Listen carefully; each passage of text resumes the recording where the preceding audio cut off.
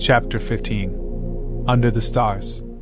As they made their way down the trail, the events of the previous night lingered in their thoughts like a ghostly echo. Sophie broke the silence, her voice soft against the backdrop of chirping birds and rustling pines. "I'm still trying to rationalize that howl last night," she said, her gaze scanning the trees for any signs of movement. Dale nodded. "Yeah, that was a really strange sound. I still can't figure out what it was." Dr. Anderson's brow furrowed as he examined a patch of bare scat beside the trail. Could have been a coyote, or maybe even a mountain lion. Hard to say for sure. Sophie shivered slightly, her gaze darting between the trees. Whatever it was, it definitely gave me the chills. As they continued down the trail, their conversation turned to the sights and sounds of the wilderness surrounding them. Squirrels darted between the trees, their chattering adding to the symphony of nature. Occasional glimpses of deer grazing in the distance brought a sense of serenity to their journey, while the sight of bare scat served as a reminder of the wild beauty and potential dangers that awaited them in the Sierra Nevada wilderness. As they paused for a well-deserved break, Dr. Anderson took a sip of water and surveyed their surroundings with a thoughtful expression. "We are making great time," he remarked, wiping the sweat from his brow. "It seems like it's been all downhill. It's going to be quite the challenge getting back to the road from our camp." Dale nodded in agreement, munching on a granola bar. "Yeah, I didn't think about that. We will definitely need to pace ourselves on the way back." Sophie glanced at the trail ahead. "Well, let's enjoy the downhill while we can. We will cross that uphill bridge when we come to it." As they rested and refueled, Sophie's keen eye caught sight of something peculiar among the trees. She pointed towards the trail. "Hey, do you guys see that?" she asked, gesturing towards the broken trees. "There are 3 or 4 trees, about 4 to 10 inches thick, all broken about 6 feet up and pointing towards the trail. They're on 2 different sides of the trail, and the broken parts are facing towards each other." Dale and Dr. Anderson exchanged puzzled glances before turning their attention to the trees Sophie had pointed out. Dale scratched his head, a thoughtful expression on his face. That's strange. It doesn't look like they were broken by wind or any natural force. And the fact that they're all facing towards the trail, it's definitely unusual." Dr. Anderson nodded in agreement, his curiosity piqued. "Agreed. It's possible they were broken by some kind of animal, maybe a bear marking its territory. But I've never seen anything quite like this before." Sophie frowned, her mind racing with possibilities. "Do you think it could be some kind of trail marker or a sign from Oma?" The trio fell silent, pondering the mysterious broken trees. As they examined the broken trees, Dale's eyes widened with realization and excitement. "You know, it could be. I've been doing some research on Bigfoot lately," he said jokingly, trying to lighten the mood. "And one of the things I've read is that Bigfoot or Oma has been known to snap trees like this as a way of marking territory." He gestured towards the broken trees, his expression thoughtful. "Researchers believe that Oma uses these broken trees to communicate with others in the area, sort of like leaving a message for them." Sophie couldn't help but chuckle at Dale's revelation. "Bigfoot research, huh? And here I thought you were all about the serious academic stuff, Professor," she teased, a playful glint in her eye. "Hope you're not planning on putting Bigfoot expert on your resume anytime soon. That might ruin your academic career." Dale laughed, a sheepish grin spreading across his face. "Hey, you never know. Stranger things have already happened," he replied, his tone light-hearted. After their playful banter, and the examination of the broken trees was finished, Dale suggested they continue down the trail. "Let's keep moving," he said, his tone determined. "We should try to memorize our way as we go. We will be making this trip back and forth between the camp and our vehicle a few times. We can only pack in about 3 or 4 days' worth of food." Dr. Anderson nodded in agreement. "That's a good idea," he added. "It's a good thing you and Sophie did so much research on the supplies we would need.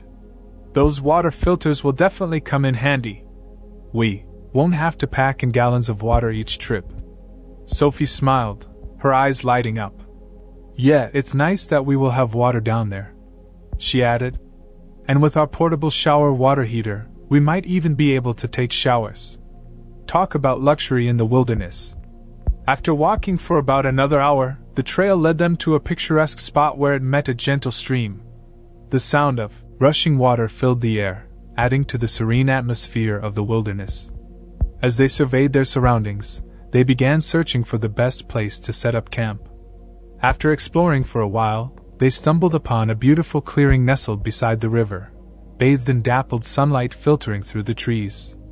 "This looks perfect," Dale exclaimed, his eyes alight with excitement. "It's close to the water for easy access, and there's plenty of space for our tents."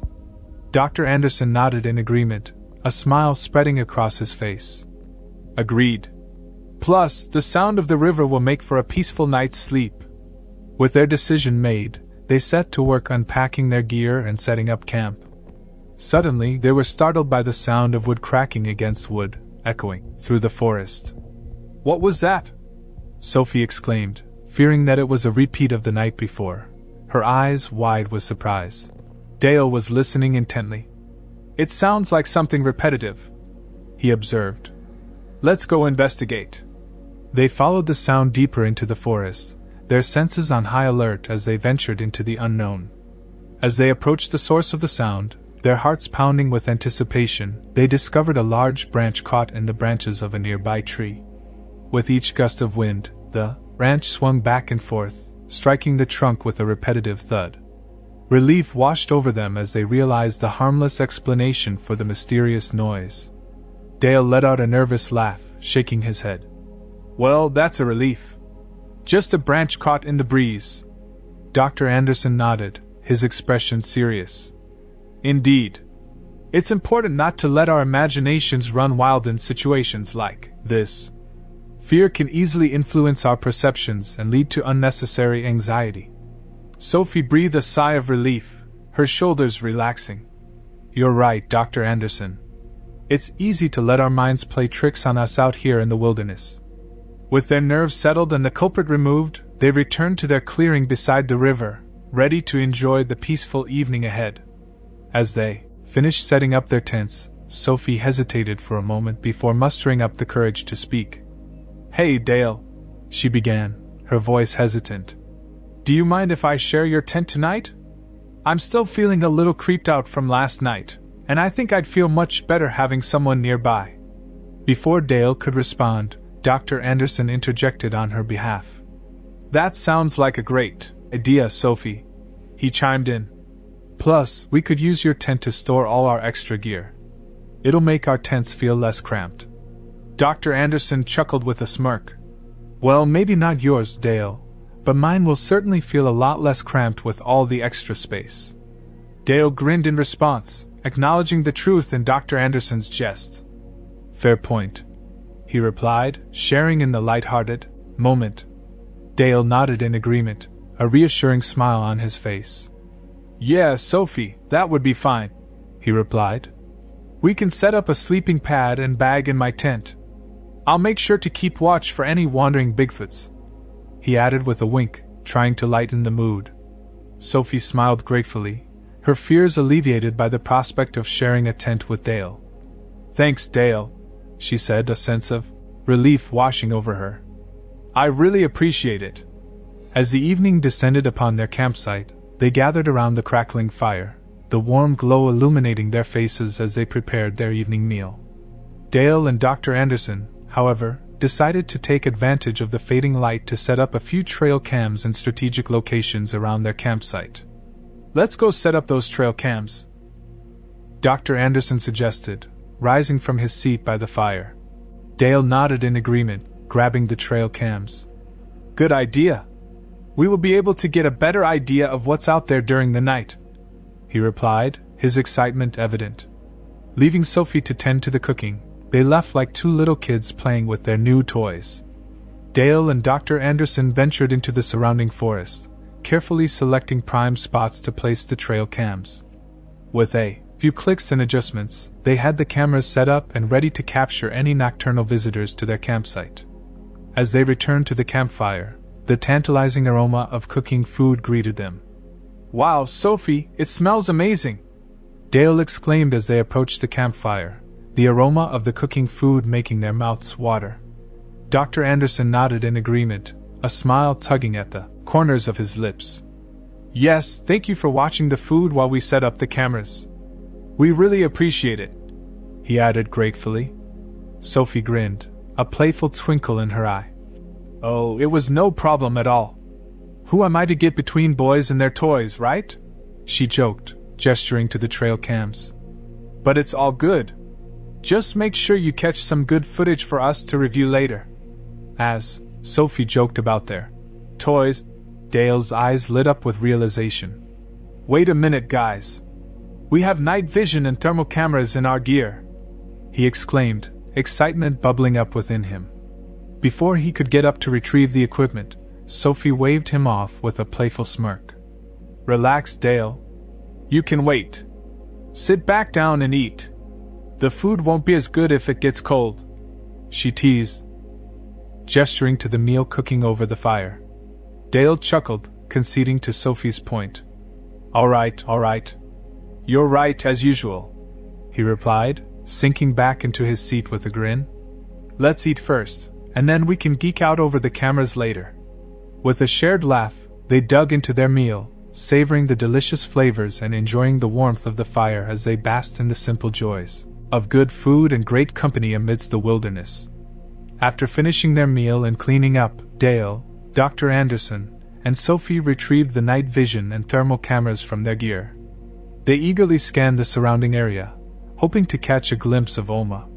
However, aside from a few squirrels, a raccoon, and a deer way across the stream, they didn't spot much else. The evening passed by uneventfully, with only the gentle sounds of the forest filling the air.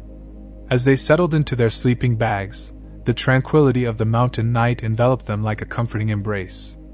Above, the stars sparkled like diamonds scattered across the vast expanse of the night sky, their brilliance illuminating the darkness with a celestial glow.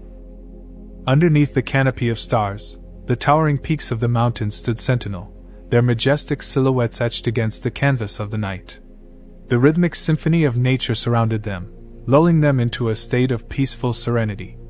As they drifted off to sleep, the beauty of the mountain stars overhead served as a gentle reminder of the awe-inspiring wonders of the natural world, filling their dreams with visions of adventure and exploration beneath the boundless sky.